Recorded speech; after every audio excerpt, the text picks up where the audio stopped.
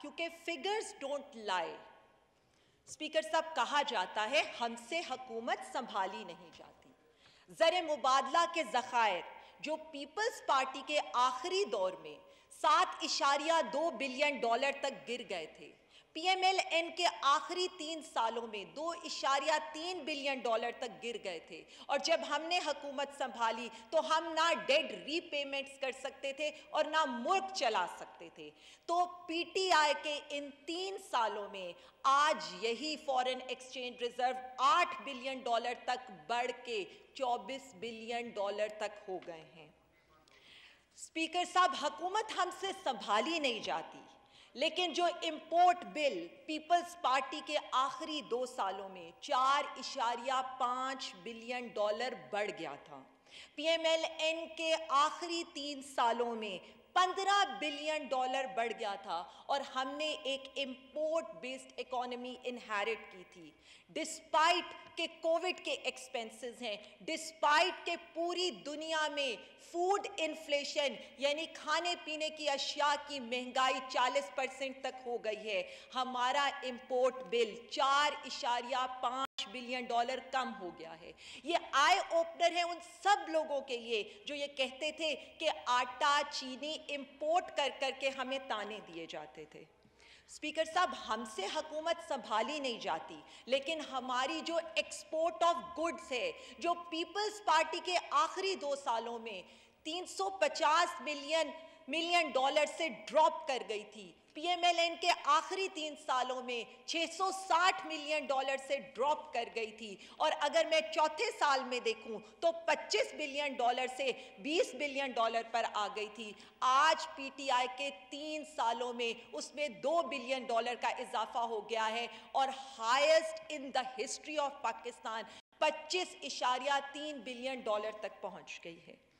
Speaker साहब, हमसे हुकूमत संभाली नहीं जाती, लेकिन जो हमारी टोटल एक्सपोर्ट है यानी गुड्स और सर्विसेज की, जो PMLN के आखिरी 3 सालों में 1.1 बिलियन डॉलर कम हुई थी, आज PTI के इन 3 सालों में 2.8 बिलियन डॉलर बढ़ गई है। यानी आज हमारी total export 31.2 billion dollar cross कर गई है, जो हमारी पाकिस्तान की हिस्ट्री का एक रिकॉर्ड है। स्पीकर साहब, हमसे हुकूमत वाकई ही नहीं संभाली जाती और टेक्सटाइल सेक्टर तो बिल्कुल ही नहीं संभाला जाता, जो पाकिस्तान की बैकबोन है इकोनॉमी की। स्पीकर साहब, जब पीपल्स पार्टी के लास्ट 2 इयर्स थे तो यहाँ पर 14 मिलियन कॉटन बेल्स थी, 14 मिलियन कॉटन बेल्स। उसके बावजूद इनके आखिरी 2 सालों में 720 मिलियन डॉलर की एक्सपोर्ट टेक्सटाइल में ड्रॉप हुई थी। PMLN के दौर में लूम्स बंद हो गई थी और टेक्सटाइल बांग्लादेश, वियतनाम या इंडिया शिफ्ट हो गई थी, लेकिन PTI के इन 3 सालों में आज उसी एक्सपोर्ट के अंदर 1.8 बिलियन डॉलर का इजाफा हुआ है और हमने 15 बिलियन डॉलर की एक लिमिट को क्रॉस कर लिया है, वो भी आज तक हिस्ट्री में नहीं हुआ। 7 मिलियन बेल्स के साथ 15 बिलियन डॉलर की एक्सपोर्ट टेक्सटाइल्स में अचीव करना, ये भी एक रिकॉर्ड है। जहां पर लूम्स और मशीनरी कौड़ियों के भाव बेची जाती थी, आज वहीं पर 1 अरब डॉलर की मशीनरी हमारे एक्सपोर्टर्स इंपोर्ट कर रहे हैं। स्पीकर साहब, IT सेक्टर की अगर मैं बात करूं, जिसमें इंडिया इस वक्त रूल कर रहा है, तो पीपल्स पार्टी के आखिरी दौर में इसमें सिर्फ 360 मिलियन डॉलर बढ़ी थी इसकी एक्सपोर्ट। PMLN के आखिरी 3 सालों में इसकी एक्सपोर्ट सिर्फ 240 मिलियन डॉलर बढ़ी थी और आज PTI के 3 सालों में ये 1 बिलियन डॉलर से ज़्यादा बढ़ गई है। और हमारी जो IT एक्सपोर्ट है उसे ना सिर्फ इंडस्ट्री का दर्जा दिया गया है, बल्कि अगर मैं 3 सालों में देखूं तो 2 बिलियन की एक्सपोर्ट IT सेक्टर क्रॉस कर गया है। रेमिटेंसेस पर बात होती है, बैरून मुल्क पर बात होती है और कहा यह जाता है कि कहाँ है वो डॉलरों की बरसात जिसका वादा किया गया था। तो पीपल्स पार्टी के आखिरी दौर में रेमिटेंसेस में सिर्फ 2.7 बिलियन डॉलर का इजाफा हुआ। पीएमएलएन के आखिरी 3 सालों में 1.2 बिलियन डॉलर का इजाफा हुआ, जबकि पीटीआई के 10 सालों में 10 बिलियन डॉलर का इजाफा हुआ। सर, मैं तो सलाम पेश करती हूँ अपने उन ओवरसीज पाकिस्तानियों को कि आज तरसीलाते ज़र 29 बिलियन डॉलर तक पहुंच गया है, जो पीपल्स पार्टी के दौर में 13 बिलियन डॉलर और पीएमएलएन के दौर में 19 बिलियन डॉलर की हद को भी क्रॉस नहीं कर सका। स्पीकर साहब, हमसे हुकूमत संभाली नहीं जाती, लेकिन तिजारती खसारा जो पीपल्स पार्टी के आखिरी 2 सालों में 5 बिलियन डॉलर बढ़ गया था, पीएमएलएन के आखिरी 3 सालों में 15.5 बिलियन डॉलर बढ़ गया था। यानी हमें एक इंपोर्ट बेस्ड इकोनॉमी देकर अंधेरों में धकेलने की कोशिश की गई। आज इन 3 सालों में हमारा तिजारती खसारा 7 बिलियन डॉलर कम हो गया है।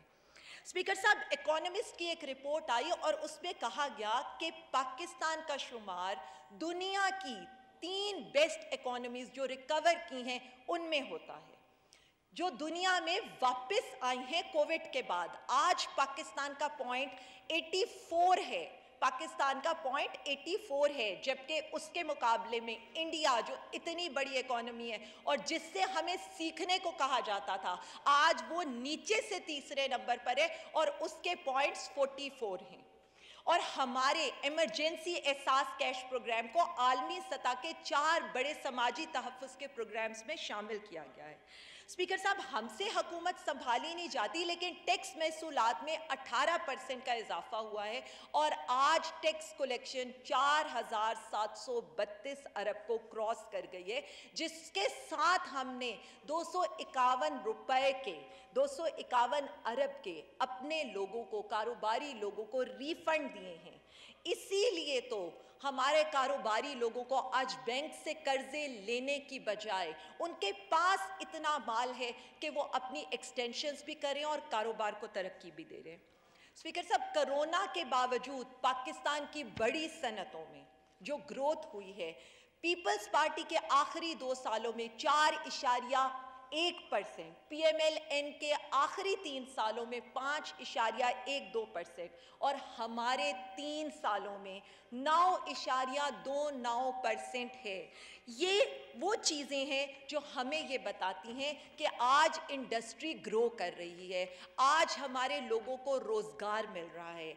आज अगर हम ये देखें कि बात हुई करंट अकाउंट डेफिसिट की, तो स्पीकर साहब, current account deficit People's Party को सरप्लस में मिला था। जो इन्होंने हुकूमत छोड़ के जाते हुए डेफिसिट में दिया, वो भी 2.5 बिलियन डॉलर के डेफिसिट में। और पीएमएलएन ने तो कमाल ही कर दिया कि उसने इस डेफिसिट में 14.2 बिलियन डॉलर का इजाफा किया और जब हमें हुकूमत मिली तो ये टोटल एक्यूमुलेट होकर 20 बिलियन डॉलर था। आज हमने उसको भी सरप्लस में कर दिया है, लेकिन हुकूमत हमसे संभाली नहीं जाती।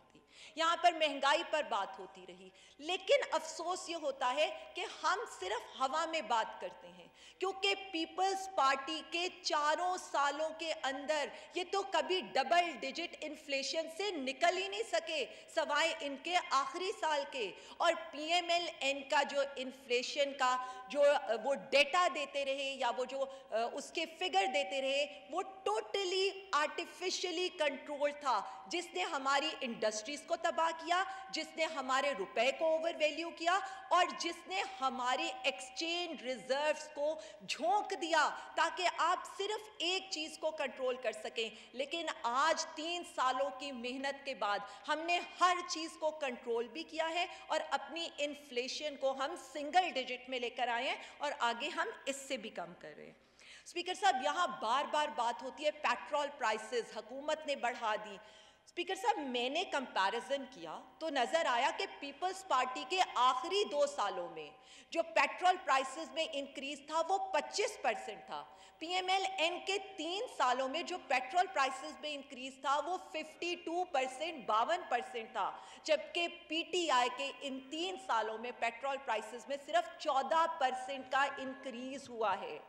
हम अगर इलेक्ट्रिसिटी की प्राइसेस देखते हैं तो स्पीकर साहब, ये जो तजर्बाकार हुकूमतें थी ना, इन्होंने 40% जायद और 30% एक्सपेंसिव महंगे बिजली के सौदे किए। इन्होंने आज जो हमारी ये नातजर्बाकार हुकूमत है, जिसे ये नाअहल हुकूमत कहते हैं, उसने ना सिर्फ गर्दिशी कर्जे में 200 अरब बचाए हैं, आईपीपीज के मुआहदों पर नजरसानी करके 800 अरब बचाए हैं और एलएनजी के 30% सस्ते सौदे किए हैं। अगर मैं कंपैरिजन इलेक्ट्रिसिटी प्राइसेस का दूं तो पीपल्स पार्टी के 5 सालों के अंदर इलेक्ट्रिसिटी की प्राइसेस में 95% इजाफा हुआ, जबकि पीटीआई हुकूमत की 3 सालों के अंदर हमने 17% इलेक्ट्रिसिटी प्राइसेस में इंक्रीज किया और उसके साथ हमें जो बैकलॉग पीएमएल-एन से मिला वो तकरीबन कोई 16% का था। तो ये तो वो कंपैरिजन है महंगाई का, इलेक्ट्रिसिटी प्राइसेस का, पेट्रोल प्राइसेस का। स्पीकर साहब, कहा जाता है कि ज़राअत हमसे संभाली नहीं जाती, तो हम एक कंपैरिजन करते हैं कि हमने कहा वीट क्रॉप, गंदम बेसिक चीज़ है, पीपल्स पार्टी के दौर में 4% मिलियन टन्स में इसकी प्रोडक्शन में कमी आई, पीएमएल-एन के दौर में 0% इंक्रीज हुआ और आज पीटीआई गवर्नमेंट के अंदर 9% मिलियन टन्स के अंदर इसकी ग्रोथ हो रही है। मेज़ की क्रॉप की आप बात करें, पीपल्स पार्टी के दौर में 40, इसके अंदर 14% का इंक्रीज आया, पीएमएल-एन के दौर में 19% का, लेकिन पीटीआई ने इसी फसल के अंदर 43% का इंक्रीज दिया और वजह सिर्फ इतनी ही है कि काश्तकार को बर वक्त पैसे मिले, काश्तकार को उसके फसल की सही कीमत मिली। स्पीकर साहब, कहा जाता है कि सरमायाकारों को हम पर एतमाद नहीं है, stock exchange is the mayor for it. आज हमारी स्टॉक एक्सचेंज दुनिया की 4थी बेस्ट स्टॉक एक्सचेंज है।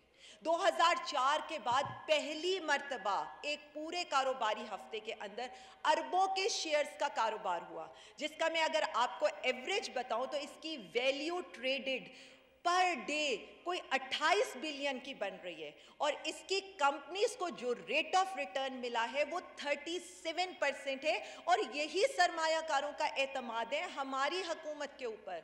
स्पीकर साहब, आज 19 न्यू एंट्रेंट्स ऑटोमोबाइल में आ रहे हैं, 21 नई कंपनियां मोबाइल मैन्युफैक्चर करने पाकिस्तान में आ रही हैं।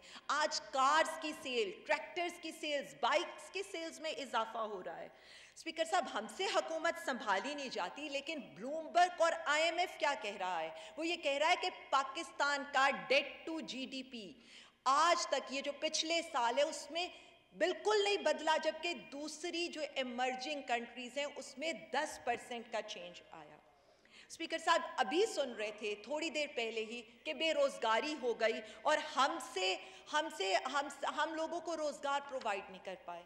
स्पीकर साहब, मुझे आज तक ऑपोजिशन ने कोई आदादोशुमार, कोई फिगर हवा में आकर बात करते हैं, कोई इनके पास रिपोर्ट नहीं होती। मैं स्टेट बैंक ऑफ पाकिस्तान की रिपोर्ट लेकर आई हूँ, जिसके लिहाज से नवंबर 2020 के अंदर कोरोना की वबा की वजह से बेरोजगार हुए 1,75,00,000 वर्कर्स दोबारा बरसरे रोजगार हो गए। ये नवंबर की रिपोर्ट है और ऑफ कोर्स उसके बाद इतने महीने गुजर चुके हैं और कितने लोगों को economic zone, textile sector, automobile sector, IT sector की वजह से रोजगार मिल चुका है। और तब जो एम्प्लॉयमेंट की ग्रोथ थी पंजाब में वो पॉजिटिव 4% थी, जबकि सिंध के अंदर वो नेगेटिव 8% थी। यानी अगर कहीं पर लोगों को एम्प्लॉयमेंट नहीं मिली तो वो सिंध है, जबकि केपीके और पंजाब अपने लोगों को जो बेरोजगार हो चुके थे उन्हें रोजगार प्रोवाइड कर चुका है।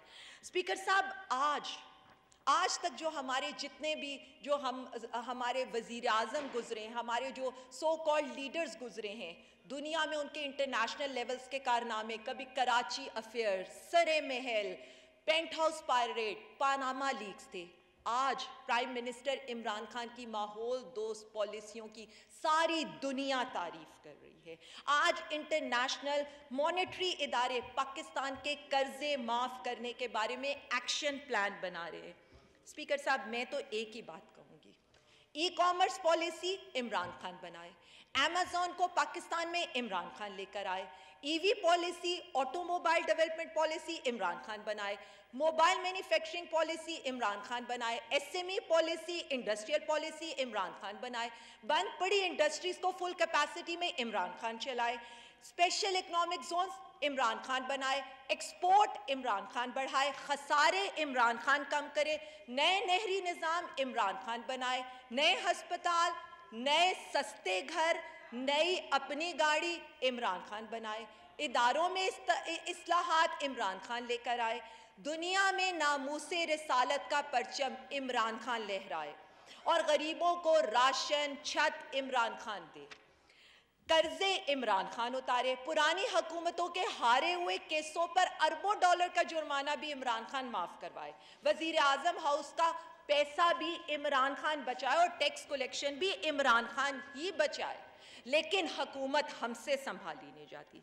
स्पीकर साहब, एक वक्त था जब सेक्रेटरी ऑफ स्टेट एक फोन कॉल पर उनको हवाई अड्डे दे दिए जाते थे, ड्रोन हमलों से शहीद होने वालों को कहा जाता था कि आप फिक्र ना करें, collateral damage does not bother us. नायब सदर की एक थपकी के ऊपर कारगिल प्लेट में रखकर दे दिया जाता था और ड्रोन हमलों पर यहीं पर इसी ऐवान में हुकूमती बेंचों से डेस्क बजाए जाते थे। एक अकेला Imran Khan NATO supply drone attacks के खिलाफ लड़ा है, आज भी लड़ रहा है। एब्सोल्युटली नॉट, दो अल्फाज कहने को प्राइम मिनिस्टर के दो अल्फाज, लेकिन ये खुला ऐलान है कि पाकिस्तान में अब सिर्फ अवाम की मफाद के फैसले होंगे। हरे पासपोर्ट की इज्जत प्राइम मिनिस्टर इमरान खान कराए। अमेरिका और इस्राइल की आंखों में आंखें डालकर प्राइम मिनिस्टर इमरान खान बात करे।